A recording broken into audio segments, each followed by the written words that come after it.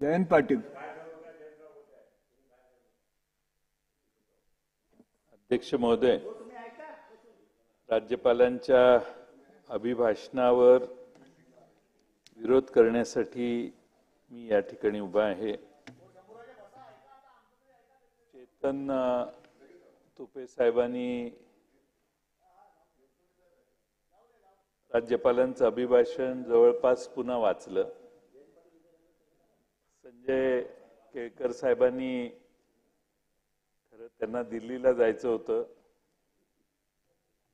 पण त्यांच्या मित्रपक्षांनी बळजबरी केल्यामुळे त्यांना नाईलाजाने पुन्हा एकदा कराड ठाण्याच्या किल्ल्याची व्यथा मांडण्याच्या पलीकडे काही करता येत नाही. आज जर तुम्ही दिल्लीला गेला असता तर मोदी साहेबांच्या समोर तुमचं भाषण ठाण्याच्या किल्ल्यासाठी झालं असतं.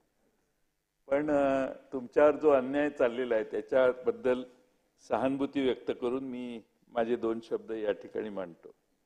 अध्यक्ष महोदय, राज्यपालांनी या वर्षीच्या सुरुवातीला जे अभिभाषण दोन्ही सभागृहांच्या समोर मांडायचं होतं त्या भाषणाच्या आभार प्रस्तावावर बोलत असताना अध्यक्ष महोदय मला हे सांगितलं पाहिजे की राज्यघटनेत 176 कलम आहे आणि त्यामध्ये स्पष्ट म्हटलेलं आहे की लोकसभेच्या निवडणुकीच्या नंतर किंवा प्रत्येक वर्षाच्या सुरुवातीला राज्यपालांचं दोन्ही सभागृहांच्या समोर भाषण होईल आणि सभागृहाची बैठक का बोलवली हे सांगतील. इंग्रजीमध्ये त्या बाबतीत असं वाक्य आहे की shall inform causes of its summons, म्हणजे दोन्ही सभागृहांना का बोलवले आहे हे सांगितलं जाईल. अध्यक्ष महोदय, राज्यपालांचं हे भाषण म्हणजे काय होतं तर अध्यक्ष महोदय, सरकारने काय केलं, काय करत आहे याचा डंका पिटवण्याच्या पलीकडं काही फार विशेष राज्यपालांच्या भाषणात आम्हाला काही दिसत नाही. आणि अध्यक्ष महोदय, त्यात आमच्या मते आम्ही हेच करतोय, आम्ही ते करतोय याच्या पलीकडं काही विशेष दिसलं नाही. अर्थात अध्यक्ष महोदय, राज्यघटनेमध्ये काय लिहिलंय आणि कलम 176 भारतीय राज्यघटनेत आहे त्याच्यासाठी आपण काय बोललं पाहिजे याचा आणि राज्यपालांच्या भाषणाचा आम्हाला कुठं संबंध दिसला नाही. अध्यक्ष महोदय, राज्यघटनेचं या लोकांचं काही देणं घेणं नाहीये. किंबहुना हे राज्यघटना बदलण्यासाठीच आम्हाला सत्ता पाहिजे अशी भाषणं मागच्या लोकसभेच्या निवडणुकीत यांनी केली. आणि अध्यक्ष महोदय, आज राज्यघटना बदलण्याची यांची भाषा काय आजची नाही. स्वातंत्र्याच्या नंतर डॉक्टर बाबासाहेब आंबेडकरांनी राज्यघटना ज्यावेळी तयार करायला सुरुवात केली, मांडली, अगदी तिरंग्याच्या साठी देखील काय भूमिका या सर्वांची आहे हे भारतानं यापूर्वी अनुभवलेलं आहे. आणि म्हणून अध्यक्ष महोदय, राज्यघटनेची बदलण्याची भाषा अलीकडच्या काळात एक खासदार म्हटले, निवडणुकीतही अनेक उमेदवार समोरच्या पार्टीचे भाषण करायचे देशभर की आम्हाला 400च्या पार जायचंय. आणि 400च्या पार का जायचंय तर आम्हाला घटना बदलायची. अध्यक्ष महोदय, मला यांना हे विचारायचंय की त्या संविधानाच्या जोरावर तुम्ही सत्ता मिळवली, ती संविधान बदलण्याची इच्छा का झाली? कोणत्या तरतुदी संविधानातल्या अशा आहेत की यांना मानवत नाहीत किंवा अडचणीच्या होतात आणि त्यामुळं हे कधीतरी स्पष्ट होणं आवश्यक आहे. अध्यक्ष महोदय, पंतप्रधानांचे आर्थिक सल्लागार विवेक देबरॉय यांनीही भारताला नव्या संविधानाची गरज आहे असं नमूद केलेलं होतं. त्यामुळे कसं आहे की एखादा खडा टाकून बघायचा, पचला तर पचला, नाहीतर मग हळूच माघार घ्यायची, ही यांची जुनी सवय. अध्यक्ष महोदय, मी पुन्हा राज्यपालांच्या भाषणाकडे येतो. अध्यक्ष महोदय, 85 भाषणातले हे मुद्दे आहेत, पण अध्यक्ष महोदय यातले 5 मुद्दे जरी महाराष्ट्राच्या जनतेच्या हिताचे असते तर मी कौतुक केलं असतं. आज अध्यक्ष महोदय आम्ही काय करतो याच्या पलीकडे काही सांगत नाही. भाषणाची सुरुवात नेहमीप्रमाणे छत्रपती शिवाजी महाराजांचं नाव घेऊन केली आहे. फुले शाहू आंबेडकर उच्च दर्जाचे यांच्या उच्च आदर्शाचे पालन यांचं सरकार करतंय असं हे सांगतायत। अध्यक्ष महोदय, यांना छत्रपती शिवाजी महाराजांचा नाव घेण्याचा अधिकारच नाहीये। कारण अध्यक्ष महोदय, आपण छत्रपती शिवाजी महाराजांच्या जागतिक दर्जाचं स्मारक करायचं ठरलं। मला आठवतं 24 डिसेंबर 2016ला शिवस्मारकाचे पंतप्रधानांच्या हस्ते महाराष्ट्राच्या इथंच अध्यक्ष महोदय समुद्रात जाऊन जलपूजनाचा मोठा सोहळा झाला आणि यातले बरेचसे मंत्री त्यांच्यावर समुद्रात गेलेले होते। मोदी साहेबांनी बोटीनं जाऊन पाण्याची पूजा केली। हे चित्र सगळ्या उभ्या जगानं बघितलं का, तर छत्रपती शिवाजी महाराजांचं स्मारक तिथं करायचं। अध्यक्ष महोदय, 8 वर्ष पूर्ण झाली, 8 वर्ष पूर्ण झाली आणि अध्यक्ष महोदय, सर्वोच्च न्यायालयाने एक SLP ऍडमिट केलेली आहे। ती SLP बोर्डावर घ्यायची, बोर्डावर त्यांचं म्हणणं मांडायचं आणि त्याचा निकाल लागायचा। एवढी दानत सरकारची नाही अध्यक्ष महोदय। सरकारने त्या बाबतीत काही प्रयत्नही केले नाही आणि त्यामुळे छत्रपती शिवाजी महाराजांच्या नावावर त्यावेळी मतं मिळवली 19च्या निवडणुकीच्या दरम्यान। पण अध्यक्ष महोदय, त्या छत्रपती शिवाजी महाराजांच्या सगळ्या गोष्टींना हरताळ फासला आणि आता तर त्या पुतळ्याच्याकडे स्मारकाकडे देखील यांचं दुर्लक्ष झालेलं आहे। ते आता आमचं सरकार आल्यावरच ते काम पूर्ण आम्हाला करावं लागेल। अध्यक्ष महोदय, खरं म्हणजे राज्यपाल असं म्हणतात की निर्यातीत आमचं राज्य अग्रेसर आहे। अग्रेसर आहे म्हणजे पहिल्या क्रमांकाचं आहे। अध्यक्ष महोदय, एक नीती आयोगाने एक्सपोर्ट प्रिपेअर्डनेस इंडेक्स तयार केलेला आहे 2022ला। त्यामध्ये अध्यक्ष महोदय, महाराष्ट्र हे दुसऱ्या क्रमांकावर आहे, पहिल्या क्रमांकावर तामिळनाडू आहे आणि 19 ते 22 हा काळ हा आमच्या सरकारचा होता। हे अध्यक्ष महोदय या ठिकाणी नोंद करण्यासारखं आहे। आम्ही प्रयत्नाने दुसऱ्या क्रमांकावर महाराष्ट्र राज्य एक्सपोर्ट प्रिपेअर्डनेस साठी आणलं आणि आम्ही आमचं निर्यातीत अग्रेसर राज्य करण्याचा त्यावेळी प्रयत्न केला। आता नवी आकडेवारी ज्यावेळी बाहेर येईल त्यावेळी कदाचित हा आकडा 3ऱ्या 4थ्या क्रमांकावर जाईल, कारण आपला क्रमांक दरडोई उत्पन्नात देखील आता 6व्या 7व्या क्रमांकाला घसरलेला आहे। अध्यक्ष महोदय, नक्की दरडोई उत्पन्न खाली घसरलं कधी? जेव्हा देवेंद्र फडणवीस या महाराष्ट्राचे मुख्यमंत्री झाले त्याच्या आधी आपण गुजरातच्या वर होतो, पण देवेंद्रजी ज्यावेळी मुख्यमंत्री झाले त्यावेळी पक्ष फोडण्याशिवाय दुसरा काही उद्योग महाराष्ट्रात झाला नाही। आमचं राज्य व्यवस्थेकडे दुर्लक्ष झालं आणि आमच्या पहिल्या 8त गुजरात नव्हतं, ते एकदम 5व्या क्रमांकाला जाऊन बसलं। ही महाराष्ट्राची खरी खंत आहे अध्यक्ष महोदय आणि त्यामुळं या ठिकाणी आपल्याला हे सांगायला पाहिजे की तरी वारंवार $1 ट्रिलियन इकॉनॉमी करणार, $1 ट्रिलियन इकॉनॉमी 27-28 पर्यंत भाषणात राज्यपाल महोदय म्हटले आहेत की 27-28 पर्यंत $1 ट्रिलियन अर्थव्यवस्था आम्ही महाराष्ट्राची करणार। करायला हरकत नाही। 5 ट्रिलियन का? बघा ते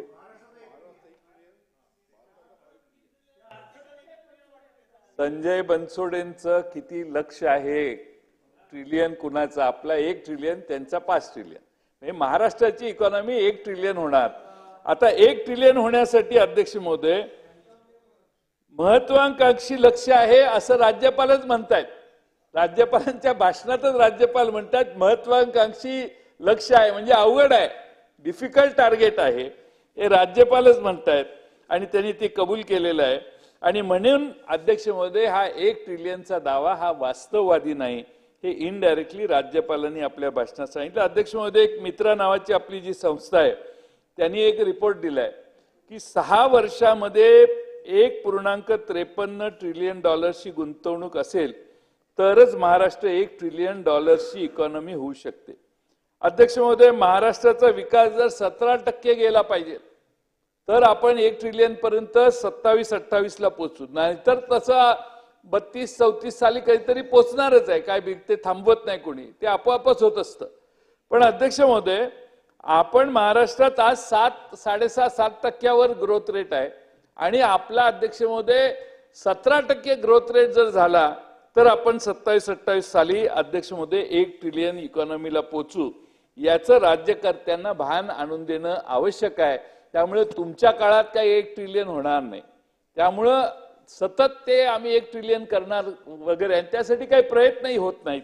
त्यामुळं अध्यक्ष महोदय, माझी आपणाला विनंती आहे की वारंवार राज्यपालांच्या भाषणात असे मुद्दे घालून राज्यपालांची फसवणूक होते आणि त्यांनाही फार ऑकवर्ड करणं, मी त्यांना वाचतानाही थोडस ऑकवर्ड होत असेल की काय घातलंय आणि मी काय वाचतोय. आणि त्यामुळे अध्यक्ष महोदय, आज सध्याचे राज्यपाल फार चांगले आहेत, तुम्ही जाऊन त्यांना भेटा आणि 1 ट्रिलियनची चर्चा करा. नाही त्यांनी मी म्हटलं ते सांगितलं तर माझं नाव बदलतो मी. त्यांचंही मत हे आहे की क्या बोल रहे, कैसे लिखते क्या, लेकिन मुझे पढ़ना पड़ता है असं म्हणत असतील. म्हणतात असं मी म्हणत नाही. भविष्याने अंदाज आहे, अंदाज. अध्यक्ष महोदय, खरं म्हणजे एक इकॉनॉमी आपल्या, दुसरा मुद्दा काय आहे की 1 ट्रिलियन इकॉनॉमीच्या मागे का लागलाय. इथं कुपोषणाचे बळी जायला लागलेत, या ठिकाणी शेतकरी आत्महत्या करतायत, या ठिकाणी मुला मुलींच्या हाताला काम मिळावं म्हणून तुमच्याकडून काही होत नाही, आत्महत्याचं प्रमाण शेतकऱ्यांचं वाढतंय. पोटभर प्रत्येकाला अन्न मिळावं हे स्वप्न बाळगा ना. 1 ट्रिलियनच्या मागे कुणालाच माहित नाही सभागृहात 1 ट्रिलियन केव्हा होणार आणि काय होणार. तुमचं टार्गेट पाहिजे महाराष्ट्रात कुणाचाही कुपोषणात बळी जाऊ नये. आदिवासी भागात तुमचं टार्गेट पाहिजे की आमच्या महाराष्ट्रातल्या कुठल्याही शेतकऱ्याची आत्महत्या करावी लागेल अशी पाळी येणार नाही, हे तुमचं लक्ष पाहिजे. ते सारखं 1 ट्रिलियनच्या मागे लागलाय. मग आम्हाला एक सांगा की $1 ट्रिलियन इकॉनॉमी ज्यावेळी होईल त्यावेळी त्याचे लाभार्थी कोण असणार आहेत. जर महाराष्ट्रात बेकारी राहणार आहे, जर महाराष्ट्रात तरुणांचे प्रश्न राहणार आहेत, महाराष्ट्रातल्या सगळ्या आदिवासी घटकात कुपोषणाचे बळी जात आहेत, शेतकऱ्यांच्या आत्महत्या होत आहेत, गुन्हेगारीचं प्रमाण वाढतंय, तर मग अध्यक्ष महोदय $1 ट्रिलियन इकॉनॉमीचे लाभार्थी कोण असणार आहेत हे एकदा सांगा. मग काही ठराविक देशातले उद्योगपतीच जर लाभार्थी होणार असतील आणि त्यांच्या चाकरी त्यांच्यात पदरी जाऊन चाकरी करण्याची पाळी येणार असेल तर ती चाकरी तरी महाराष्ट्रातले बेकारी कमी करणारी असली पाहिजे. आणि त्यासाठी खरं म्हणजे एकदा महाराष्ट्राला तो प्रकाश टाकण्याचं काम आपण केलं पाहिजे. अध्यक्ष महोदय, 2024ला मुख्यमंत्री महोदय जानेवारीत दावोसला गेलेले, तुम्ही गेला होता? तुम्ही त्यांना काय घेऊन जातात ते तुम्ही नाही गेला. दावोसला काही मुख्यमंत्री आणि मंत्री महोदय काही गेलेले होते. जयंतराव, विषयाच्या बाहेर जाऊ नका. विषयाच्या आतच आहे, पण दावोसचा उल्लेख केला. विषयाच्या बाहेर जातं मगासपासून. तुम्ही राज्यपालांच्या भाषणावरती या. अध्यक्ष महोदय, मी चौकशी करतोय त्या दोघातलं कोण गेलं. आता हे विषय दावोसला गेले मुख्यमंत्री तर ते खरं आहे गेले होते, त्यांच्याबरोबर कोण गेलेलं हे माहित नव्हतं म्हणून चौकशी मी केली.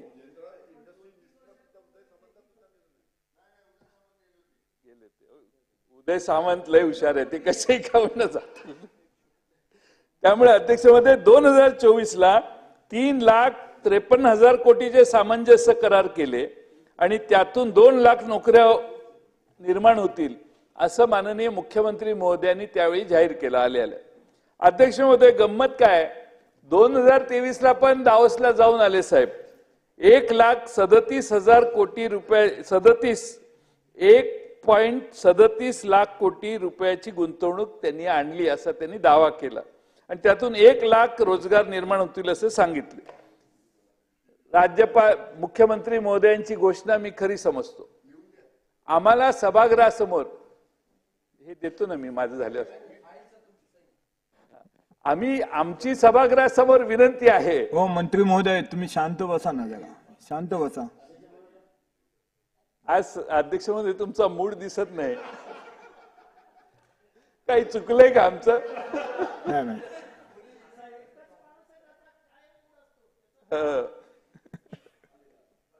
आणि म्हणून अध्यक्ष महोदय 1 लाख रोजगार निर्माण होतील म्हणून मुख्यमंत्र्यांनी घोषणा केलेली 23 साली. 24 साली घोषणा केली 2 लाख. 2 लाखाचं राहू दे, पण 1 लाख नोकऱ्या मिळतील. माझी सभागृहात मुख्यमंत्री महोदयांना विनंती आहे की त्या 1 लाख नोकऱ्या कुणाला मिळाल्या याची माहिती सभागृहाच्या पटलावर ठेवा. आता 23 साल 1.5 वर्ष झालं त्याला. त्यामुळं आता त्यांनी नोकऱ्या म्हणजे रोजगार मिळालाय म्हणून सांगितलं. नोकऱ्या शब्द आहे, नोकऱ्या. त्यामुळं नोकऱ्या कुणाला मिळाल्या हे 1,37,000 कोटीची गुंतवणूक महाराष्ट्रात आली.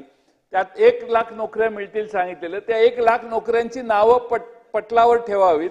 काय 12 तारखेपर्यंत ठेवली तरी चालतील. पण अध्यक्ष महोदय खरं म्हणजे तशी परिस्थिती नाही. आता नवी घोषणा आहे 3,53,000 कोटीचे सामंजस्य करार केले आणि 2 लाख नोकऱ्या मिळतील म्हणून. ठीक आहे, पण सभागृहात खरी वस्तुस्थिती त्यांनी मांडावी अशी आमची त्यांना विनंती. आता जोरात भाषण करतील, जयंतराव तुम्हाला हे ते आमचं काही म्हणणं नाही. भाषणात उत्तर द्यायची गरज नाही. फक्त 1 लाख कुणाकुणाला नोकऱ्या लागल्या त्याची यादी पटलावर अध्यक्ष महोदय त्यांनी ठेवावी. अध्यक्ष महोदय रोजगार मेळावे बरेच व्हायला लागलेत. बारामतीला एक रोजगार मेळावा झाला. मुख्यमंत्री महोदय गेलेले. त्यावेळी मुख्यमंत्र्यांनी सांगितलं 25,000 लोकांना या ठिकाणी आता ह्या रोजगार मेळाव्यात नोकऱ्या मिळतील म्हणून. आम्ही जरा चौकशी केली तर अध्यक्ष महोदय बारामतीत रोजगार मेळावा एवढा मोठा झाला पण नोकऱ्या किती मिळाल्या? 25,000ची घोषणा झाली, 1285 नोकऱ्या मिळाल्या. म्हणजे 10% देखील इंडियन एक्सप्रेसने लिहिलंय. हे इंडियन एक्सप्रेसने सर्वे केलेला आहे आणि 10% देखील नोकऱ्या मिळालेल्या नाहीत बारामतीच्या रोजगार मेळाव्याच्या नंतर. अध्यक्ष महोदय तुम्ही या ठिकाणी खरं म्हणजे नावाशेवाला आता सेतू बांधलेला आहे. नवा पूल, चांगला पूल झालाय. आमचे नाना पटोले तिकडे जाऊन आले. काही तडे वगैरे गेलेले आहेत रस्त्याला म्हणून. आणि त्यामुळे अध्यक्ष महोदय भाषणात उल्लेख आहे त्याचा. जागतिक दर्जाच्या रस्त्याला तडे का गेले, काय कारण, याची चौकशी अध्यक्ष महोदय झाली पाहिजे. काम गरजेचं होतं. अगदी अंतुले साहेबांच्या वेळेपासून हे ट्रान्स हार्बर लिंक बांधायची ही कल्पना मांडण्यात आली. आता हे काम जे झालेलं आहे, आता अनेक स्ट्रक्चर आता पेपरला 2 दिवस येत आहे की पाऊस पडल्यामुळे अनेक स्ट्रक्चर पडायला लागले आहेत, गळती लागायला लागली आहे. अगदी राम मंदिराला देखील गळती लागली. रामाचं मंदिरही गळायला लागलं. खरं नाही ना, मग खोटच असेल ते.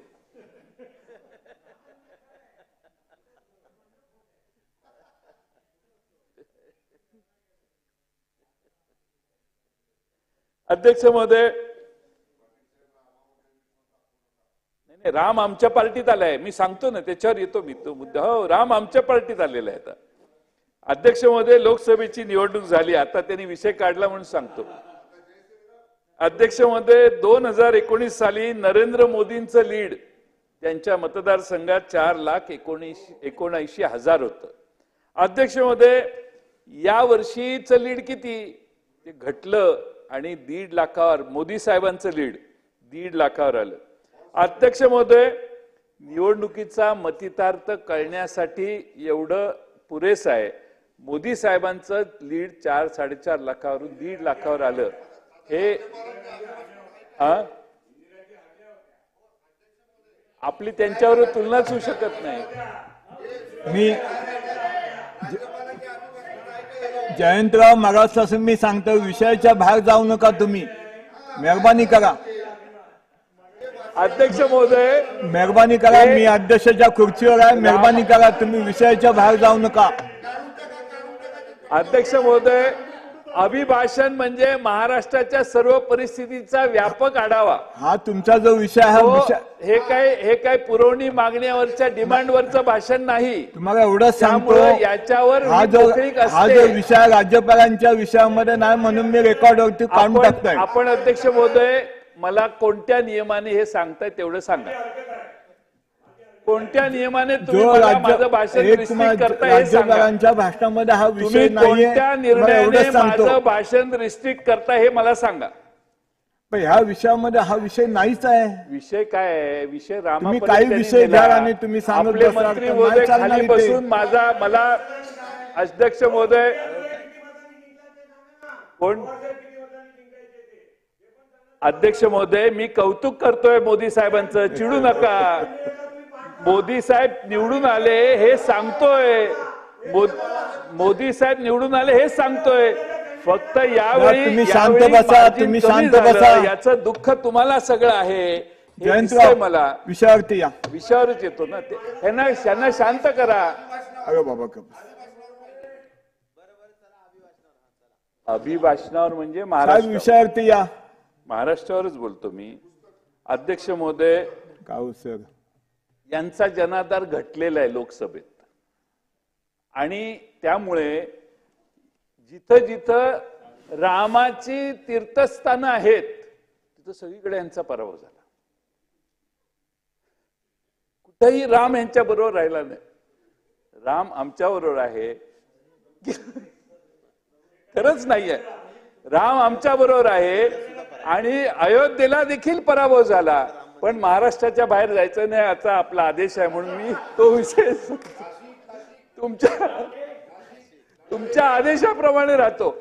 पण काळारामचं मंदिर जिथे आहे तिथंही पराभव झाला. त्यामुळे अध्यक्ष महोदय मी आपल्याला एवढंच या ठिकाणी सांगतो की या ठिकाणी रामटेक असो नाही तर काळारामाचं मंदिर असो, अध्यक्ष महोदय यांचा जनाधार घसरला. आणि हे काय म्हणतात तर मुस्लिम आणि दलित समाजामध्ये खोटे कथानक पसरवल्यामुळं महाराष्ट्रात भाजपचा पराभव झाला. अध्यक्ष महोदय, मुस्लिम आणि दलित समाजाला तुम्ही काही दुधखोळ समजता काय? अध्यक्ष महोदय, कोणी येऊन काही बोललं की ते त्याच्यावर विश्वास ठेवतील का? मुस्लिम आणि दलित समाजाला स्वतःचा विचार करण्याची कुवत आहे, शक्ती आहे, बुद्धी आहे. ते कोणाचेही न ऐकता स्वतंत्र बुद्धीनं आजपर्यंत मतदान करत आलेले आहेत. आणि अध्यक्ष महोदय, या ठिकाणी खरं म्हणजे इंडिया आघाडीला जो विजय मिळाला आहे त्यात सगळ्यांनीच मतदान केले. पण सच्चा जो हिंदू आहे त्या बसल्यावर बोलू नये असा आदेश द्या. अध्यक्ष महोदय मला संरक्षण द्या. अध्यक्ष महोदय संरक्षण द्या.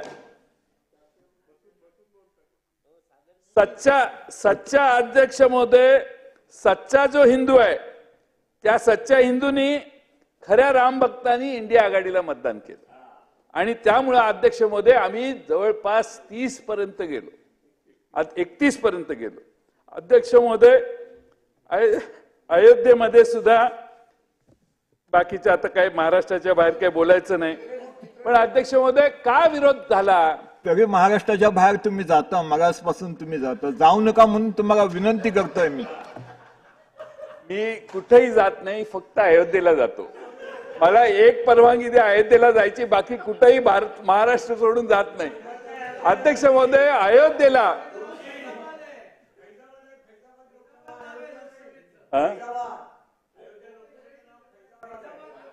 बघा अध्यक्ष महोदय, अध्यक्ष महोदय किती रामाला सोडला बघा. फैजाबाद मध्ये आहे पण आम्ही अयोध्या म्हणतोय तेही त्यांना आवडत नाही. जयंतराव, माझी विनंती आहे विषयावरती. अयोध्येचा द्वेष का, इतका राग अयोध्येच्या रामाच्या विरोधी का गेलाय तुम्ही इतके? अध्यक्ष महोदय जाऊ दे. पण अध्यक्ष महोदय खरं म्हणजे मी अध्यक्ष महोदय पण ही नोटबंदीची शिक्षा आहे, चुकीच्या पद्धतीने कोरोना हाताळला याची शिक्षा आहे. 45 वर्षात जी महाराष्ट्रात आणि देशात प्रचंड बेरोजगारी वाढली त्याची शिक्षा आहे. आणि म्हणून अध्यक्ष महोदय या महाराष्ट्राने आता निर्णय घेतलेला आहे की या विकासाच्या गप्पा मारणाऱ्या सरकारच्या विरोधात आपण मतदान करायचं.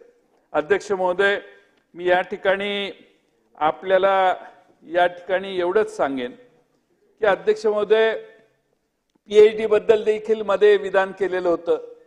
PhD लावून काय दिवे लावणार आहेत. डॉक्टर बाबासाहेब आंबेडकर पण PhD होते. अर्थमंत्री पहिले चिंतामणराव देशमुख देखील PhD होते. आता अध्यक्ष महोदय PhDच्या मानधनासाठी या राज्यात आंदोलन चालू आहे. विद्यार्थी आंदोलन करतायत आणि फुलेवाडा ते विधान भवन असा लॉंग मार्च विद्यार्थ्यांनी काढलाय. अध्यक्ष महोदय, त्याच्याकडे देखील सरकारने लक्ष द्यावं. बरीच महामंडळ जाहीर केलेली आहेत, करतायत, रोज चालू आहे एक महामंडळ. आणि त्यामुळे अध्यक्ष महोदय मोदी साहेबांचं धोरण काय आहे?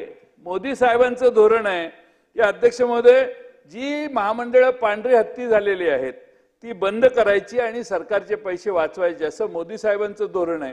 पण हे मोदी साहेबांचं धोरण दुर्लक्षित करून रोज एक नवं महामंडळ जाहीर करायला लागलेत, हेही अतिशय गंभीर आहे.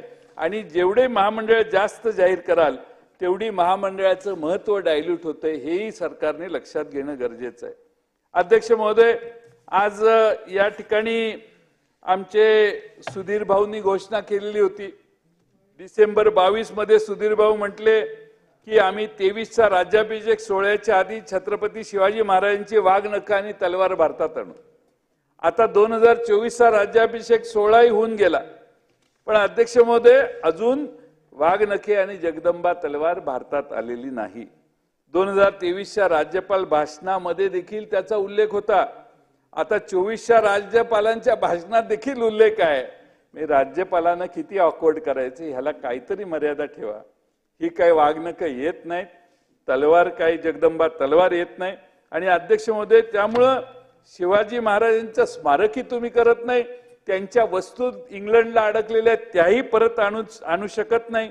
आणि म्हणून छत्रपती शिवाजी महाराजांचं नाव घेऊन आता मतं मागायचा तुम्हाला कोणताही अधिकार राहिलेला नाही. अध्यक्ष महोदय, मराठवाड्यात 46,000 कोटी रुपयाची घोषणा केली. 46,000 कोटी रुपये राज्यपालांच्या अभिभाषणात. मराठवाडा वॉटर ग्रीडची आपण चर्चा करतोय, पण त्याच्यासाठी काही पावलं पडत नाहीत. अध्यक्ष महोदय, त्यासाठी माझी आपणाला विनंती कळकळीची आहे की काही महत्त्वाचे प्रश्न या सरकारने दुर्लक्षित केले आहेत. महाराष्ट्र कर्नाटक सीमा वादाबाबत राज्यपालांनी अभिभाषणात उल्लेख केलेला आहे, पण 2 वर्षात काहीच प्रयत्न झालेले दिसत नाहीत. आणि मला वाटतं आपल्याकडे ती जबाबदारी सीमा प्रश्नाच्या बाबतीत मला वाटतं आपल्याकडे आहे. तर ते वकील देणं, बाकीच्या सगळ्या गोष्टी ते सतत हेलपाटे घालतात. आपण लक्ष घालाल असा मला विश्वास आहे. त्याचबरोबर एक काळ असा होता की दोन्हीकडे भाजपचं सरकार होतं, तेव्हाही तो मी प्रश्न सोडवला नाही. भातखळकरांच्या नेतृत्वाखाली आम्हाला जायचं असेल तर तुम्हाला का अडचण काय? जयंतराव, जी साहेब, 40 सदस्य आहेत, मेहरबानी करा. लगेच करतो.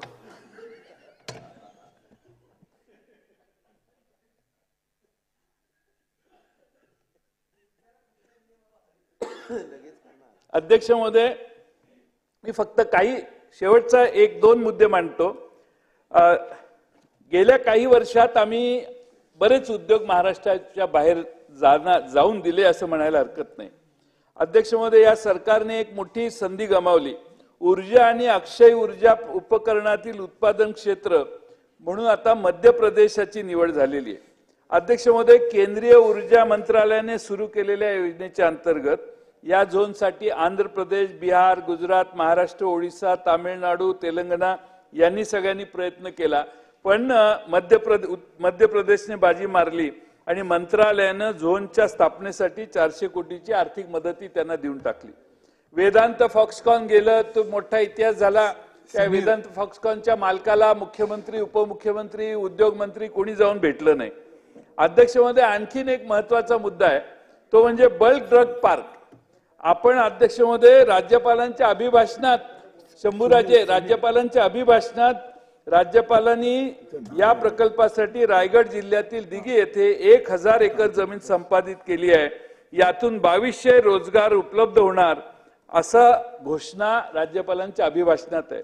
पण अध्यक्ष महोदय, हा प्रकल्प कधीच राज्याच्या बाहेर निघून गेला. बल्क ड्रग पार्क आता गुजरातमध्ये भरूचला उभा केला जाणार आहे. अध्यक्ष महोदय, 3000 कोटी रुपयाच्या प्रकल्पात 51,000 नोकऱ्या निर्माण करण्याची क्षमता होती, पण हाही प्रकल्प महाराष्ट्राच्या बाहेर गेला.